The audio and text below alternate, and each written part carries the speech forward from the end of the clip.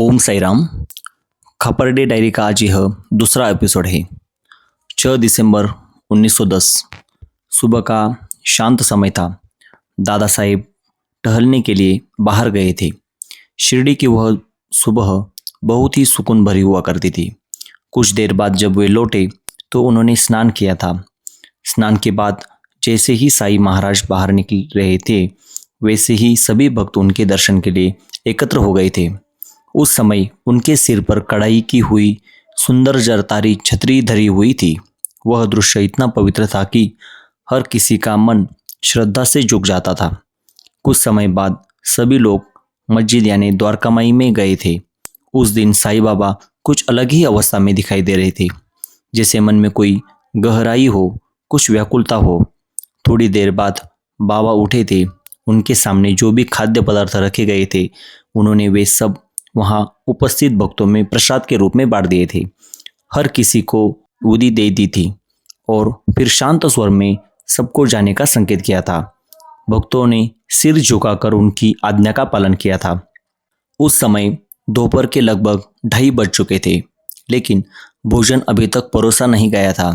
बाद में जब भोजन हुआ तो सभी लोग साठेवाड़ा में बैठकर आपस में बातें करने लगे थे।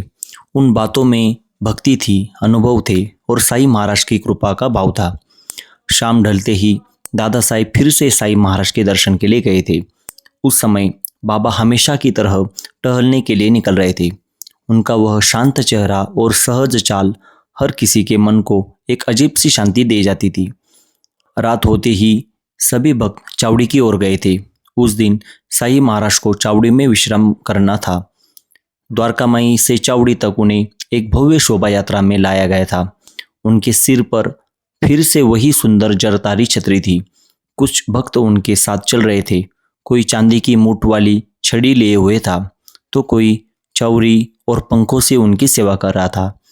पूरा वातावरण भक्ति और उत्साह से भर गया था, जैसे हर क्षण में साईं नाम गूंज रहा हो। चावड़ी को सुंदर रोशनी से सजाया गया था। वहाँ राधा कृष्णा नाम की एक महिला विशेष रूप से दीपों की सजावट में लगी हुई थी। दादा साहेब ने उसे दूर से ही देखा था। वह रात सच में कुछ अलग ही थी, भक्ति, श्रद्धा और दिव्यता से भरी हुई थी। कुछ देर बाद माधवराव देशपांडे ने दादा साहेब से कहा था कि वे अगले दिन बाहर गांव जाने वाले हैं और उसके अगले ही दिन वापस लौट आएंगे।